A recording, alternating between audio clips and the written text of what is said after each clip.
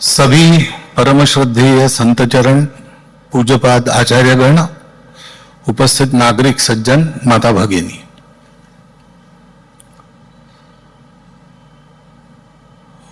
आज मुझे बड़ा हर्ष हो रहा है कि हमने तो अपना काम करते करते 100 साल पूरे किए, लेकिन यही काम करते करते जिनके 200 साल पूरे हुए हैं, तो एक सीनियर से मिलके एक जूनियर को जैसे लगता है, वैसा आज मेरा मन है। काम तो एक ही है, सनातन धर्म की रक्षा। कभी कभी बोलने में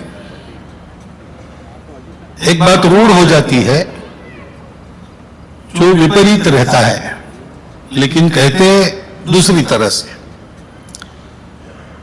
जैसे हम कहते हैं कि रोज पूरब में सूरज उगता है, पश्चिम में डूबता है, यही हम सब लोग कहते हैं। दिखता भी वैसे ही है, लेकिन वास्तविकता क्या है? सूरज उगता डूबता नहीं है। हम लोग सूरज की तरफ हो जाते हैं तब हमको लगता है सूरज उग रहा है, और हम लोग सूरज की तरफ पीठ करते तब हमको लगता है सूर्य अस्त हो गया। ऐसे धर्म जो है, धर्म तो चिरंतन है, शाश्वत है, और उन्हें हमने आपने बनाया न किसी ने बनाया। भगवान की इच्छा से सृष्टि बनी, सृष्टि का नियम साथ में आया, वही धर्म है। तो उसकी रक्षा करना तो वो तो सुरक्षित है, उसकी रक्षा करना यानी उसकी ओर उन्मुख होना। धर्मो रक्षति रक्षिता। जो स्वयं धर्म से चलते हैं, धर्म उनकी रक्षा करता है। तो धर्म की रक्षा कहां करनी है? बाहर जाकर नहीं करनी है, स्वयं के आचरण में। जो धर्म है, धर्म करना है। तो धर्म करना यानी क्या करना? तो धर्म तो जोड़ता है, और जोड़कर सबको एक साथ उन्नत करता है। धर्म को यही कहा है, धारणात् धर्म इत्याहु धर्मो धारयते प्रजा। जितना कुछ बना है, जात हुआ है, जन्म हुआ है, वो सब उसकी धारणा करना, अंग्रेजी में कहते हैं सस्टेन करना, वो धर्म करता है। और इसलिए वो जोड़ता है, बिखरने नहीं देता। तो हमको अपना जीवन भी जोड़ने वाला और लोगों में बिखराव न आने देने वाला ऐसा करना पड़ेगा। प्रारंभ स्वयं से करना पड़ेगा। मेरा शरीर, मेरा मन, मेरी बुद्धि, ये एक साथ चलते हैं कि नहीं?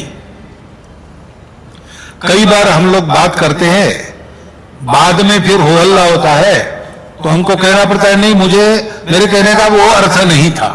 वो अर्थ नहीं था तो कैसे कहा, क्यों कहा? तो इसका मतलब है कि विचार जो किया वो उसके साथ शब्दों का समन्वय नहीं है। तो इन तीनों को साथ में चलाना है, तो समन्वय का तत्व है आत्मा। आत्मानम रथिनम विद्धि। वो रथ का मालिक है। आत्मानम रथिनम विद्धि शरीरम रथमेवतु बुद्धिम तो सारथिम विद्धिम। बुद्धि सारथ्य करती है, ड्राइवर है, मालिक बताएगा वहां ले जाएगा गाड़ी को, अपने मन से नहीं चलाएगा। और इंद्रियों को प्रकृति ने दिया है बाहर का दौड़, तो उसको रोकने का काम मन करता है। मन का लगाम बुद्धि के हाथ में होता है, और बुद्धि चलती है आत्मा के प्रकाश में, तब ये समन्वय हो पाता है। ऐसा समन्वय हो पाए, आत्मा का प्रकाश बुद्धि मन शरीर को मिले, इसलिए उपासना आवश्यक होती है। उपासना यानी पास बैठना। जब हम उपासना करते, साधना करते, पूजा करते, तो जो पूजा के आराध्य है उनके पास बैठना होता है, इन्हें जैसे वो है वैसे होने का प्रयास करना पड़ता है। तो आत्मा के प्रकाश को बुद्धि पाती है, मन के लगाम बुद्धि के हाथ में रहते हैं और इंद्रियों को मन अपना रोकता है अनिष्ट कार्य करने से। ये जो शरीर मन बुद्धि की तपस्या है वो उपासना है। संघ में नित्य उपासना शाखा है। यहां पर अपने यहां एक विशिष्ट पूजा है, विशिष्टाद्वैत पर आधारित सनातन वैदिक परंपरा की पूजा। अपने देश की परंपरा में सर्वत्र कुछ न कुछ रोज का आचरण दिया है। तो हमारे यहां शिक्षापत्री है, उसके भी 200 वर्ष पूरे हो गए। उसमें क्या है? आचरण की बातें दी है। सर्वसामान्य आचरण कैसे करना और अपनी विशिष्ट स्थिति में आचरण कैसे करना, क्योंकि महत्व उसका है, बोलने का नहीं है। बोलने वालों का काम नहीं होता है, करने वाला कर जाता है। 3 मित्र जंगल में फंस गए, रास्ता भूल गए, खोजने लगे, थक गए खोज खोज के। सामने एक गांव दिखा, वहां गए, कहा कि भूखे हैं, कुछ खाएंगे, बाद में रास्ता ढूंढेंगे। तो गांव वालों ने उनको थोड़ा सा दूध, थोड़ा गुड़, थोड़ा आटा दे दिया। सुखड़ी बनाई उन्होंने। सुखड़ी पूरी बनी नहीं तीनों के लिए, थोड़ी बनी, एक ही खा सकता है।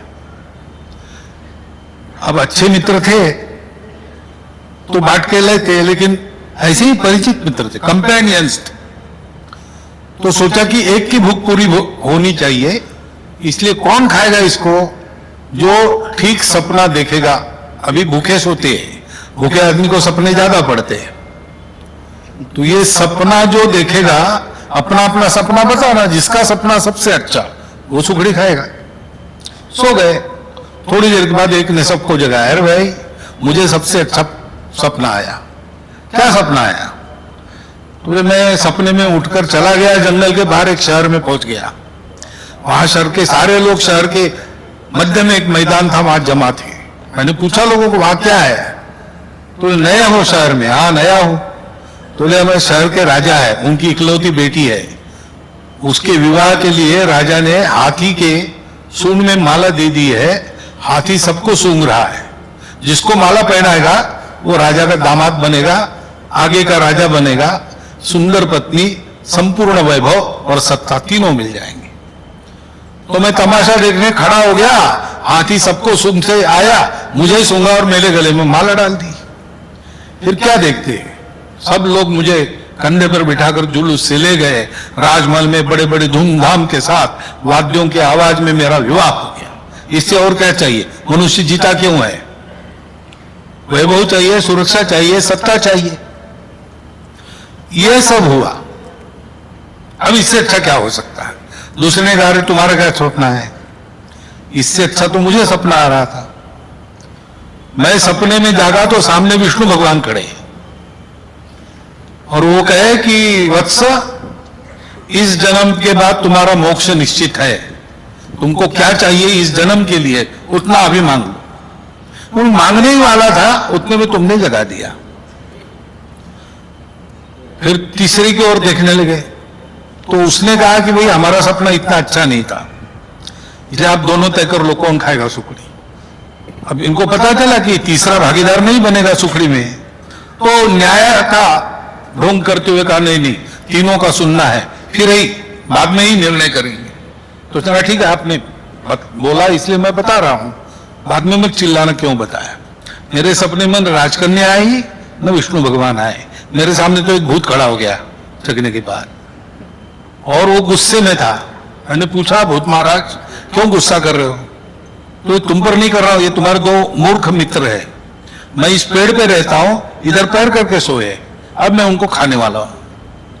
मैंने कहा महाराज हमारे दोस्त है, उनको बेचारों को पता नहीं, अज्ञानवश उधर पैर करके सोए, आप छोड़ दीजिए उनको। तो बोले ऐसा नहीं होता है, आग जलने के बाद आप गलती से हाथ डालो या जानबूझ के डालो, वो तो जलाएगी। तो ये गलती हो गई है, इसकी सजा होगी, मैं इनको खाऊंगा। तो मैंने हिम्मत करके कहा, भूत महाराज वो तो निरपराध है, उनको फालतू, आप ऐसा करो, मैं इनका मित्र, आप मुझे सजा दे दो, मुझे जो सजा आप दोगे मैं मान लूंगा, उनको छोड़ दो। तो भूत ने कहा अच्छा ठीक है, लेकिन तुम्हारी सजा तो ऐसी नहीं होगी कि तुमने प्रत्यक्ष कुछ नहीं किया। फिर इधर उधर देखा, बर्तन में क्या है? मैंने कहा सुखड़ी है। तो खा जाओ, यही तुम्हारी सजा। मैंने कहा महाराज हमारा तो ऐसे तय हुआ है। तो तय हुआ मैं नहीं जानता, सुखड़ी खाओ, नहीं तो मैं दोस्तों को खाता हूं। तो मुझे सुखड़ी खानी पड़ी। ये दोनों दौड़े, बर्तन देखते तो सुखड़ी नजर आ रही। अरे जगाया क्यों नहीं हमको?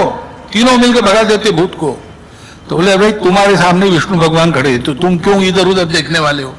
और इसके बैंड बाजे बज रहे थे शादी के, सुना नहीं गया होगा। क्या है तात्पर्य? कि सपने देखने से नहीं होता, बोलने से नहीं होता, करने से होता है। और इसलिए ये जो आचरण है वो सिखाते हैं, उस पर ध्यान पूर्वक चलना चाहिए। धर्म की रक्षा धर्म के पालन से हमें ही करनी है, और धर्म का काम है जोड़ना और उन्नत करना। उन्नत करने के लिए आदत चाहिए। अच्छी बातें हम सबको पता है, और हम बुद्धि से भी उसको सम्मति देते हैं, और मन भी करता है कि मैं, हर आदमी सोचता है कि मैं भगत सिंह बनूं, मैं चंद्रशेखर आजाद बनूं, मैं विवेकानंद बनूं, कोई मैं दाऊद इब्राहिम बनूं, ऐसे नहीं सोचता है। लेकिन सोचकर कर पाना, उसके लिए आदत करनी पड़ती है, प्रैक्टिस करनी पड़ती है। वो आचरण हमको दिया है, उस पर ठीक से चलना चाहिए, उधर ध्यान होना चाहिए।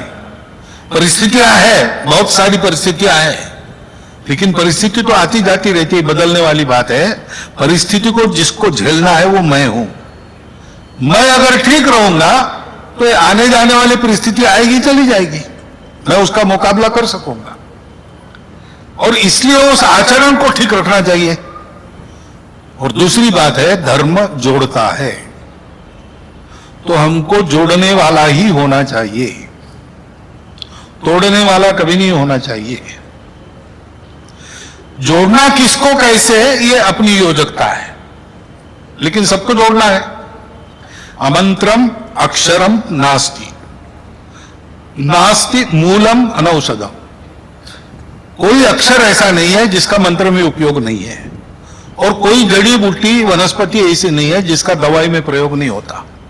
वैसे ही अयोग्य पुरुषो नास्ति, कोई व्यक्ति अयोग्य नहीं होता सर्वथा, कुछ न कुछ सब में गुण रहता है। योजक तत्र दुर्लभ, योजक चाहिए। भगवान योजना करते हैं।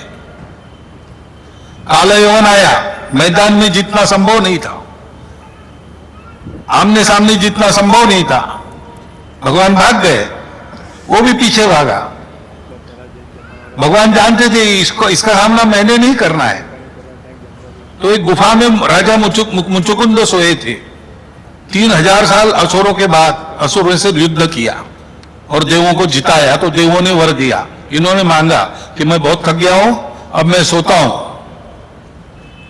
मुझे नींद से जगाने वाला, मैं उस पर जगने के बाद क्रोध से देखूंगा, जल जाना चाहिए, मेरे विश्राम को किसी ने भंग नहीं करना चाहिए।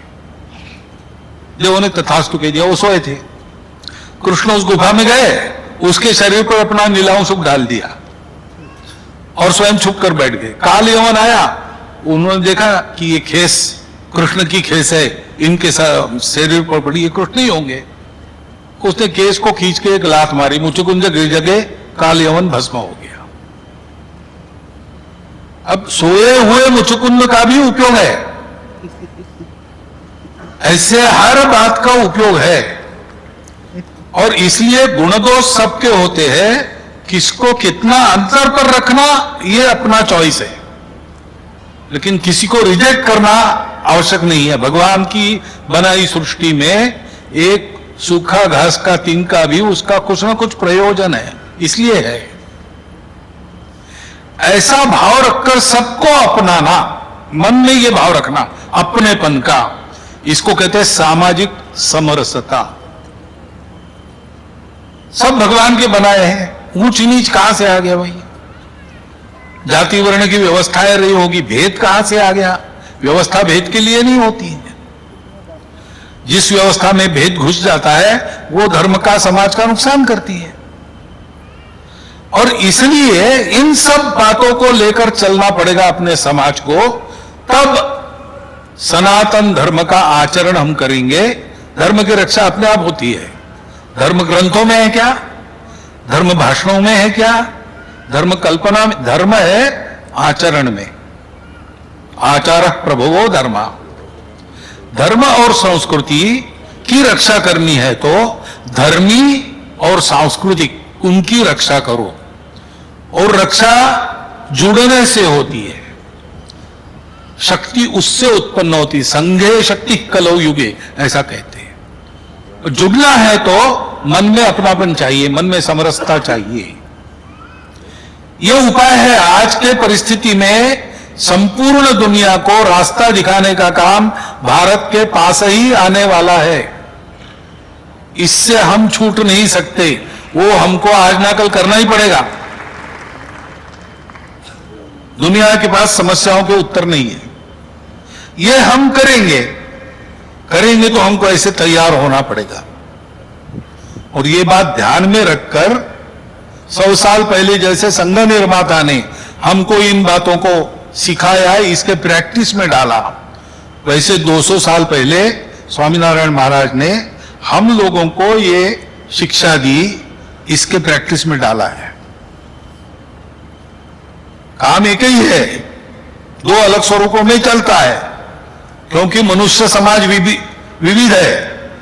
एक ही रास्ते से सब लोग चलेंगे नहीं, सबको अपने रुचि प्रकृति के अनुसार अलग अलग रास्ता चाहिए। तो रास्ते अलग है लेकिन जाना एक ही है। यह समझकर अपने अपने रास्ते पर श्रद्धा से चलना, और रास्तों को लेकर आपस में बंटना नहीं, एक दूसरे को पूरक बन के चलना, ऐसे चलना पड़ेगा। दोनों रास्तों के परिणाम सामने है, वो अत्यंत उत्साहवर्धक अनुकूल परिणाम है। यहां गुजरात प्रदेश में विशेषकर हम देखते हैं कि व्यसन मुक्ति, व्यसनों से मुक्त है सामान्य समाज भी, और सेवा की प्रवृत्ति बहुत जोरदार है। क्यों है? स्वामीनारायण संप्रदाय का काम 200 वर्षों से चला है। ये प्रत्यक्ष आचरण में जो बदल आता है उसका उदाहरण। संघ 100 साल का हो गया, उसका भी एक प्रभाव है। तो हम देखते हैं कि संघ के स्वयंसेवकों के साथ साथ समाज भी अपने आचरण को उस वातावरण में बदल लेता है। ये इन सब कार्यों का परिणाम है। वास्तव में ये जो कार्य है, जो अध्यात्म के आधार पर दुनियादारी की उठापटक से दूर चलते हैं, वो वास्तव में मानवता को, सृष्टि को साथ लेकर परमेष्ठि की ओर बढ़ने के लिए तैयार करने वाले कार्य हैं। और इसलिए मुझे आनंद हुआ कि जिनका अनुभव हमसे 100 साल का ज्यादा है, हमने 100 साल पूरे किए, तो उनके पास जाकर बैठने को मिला। एक प्रत्यय आ गया कि हां, हम सब लोग ठीक राह पर है, हम चल रहे हैं। अनुभवों के आदान प्रदान से कुछ मिलता है, वो हमको मिला। और इसलिए यहां पर बुलाकर मुझे इस उद्घाटन समारोह में अपनी भावनाएं व्यक्त करने का अवसर आप लोगों ने दिया, इसलिए मैं आप सबका धन्यवाद करता हूं। 200 वर्ष पूरे करने पर आपका, कार्यकर्ताओं का और कार्य का अभिनंदन करता हूं, और हम सब लोगों को निरंतर आगे बढ़ते हुए, परस्पर पूरक रहते हुए इस सृष्टि के कल्याण के लिए संपूर्ण विश्व को धर्म देने वाला भारत खड़ा करना है, शीघ्रतापूर्वक खड़ा करना है। इसलिए हम ऐसे ही मिलते रहेंगे, चलते रहेंगे, इस संकल्प को व्यक्त करता हूं और मेरे 4 शब्द पूरे करता हूं। धन्यवाद। खूब खूब आभार डॉक्टर मोहन मधुकर भागवत जी, आपने हमें अच्छा प्रोत्साहन एवं मार्गदर्शन दिया।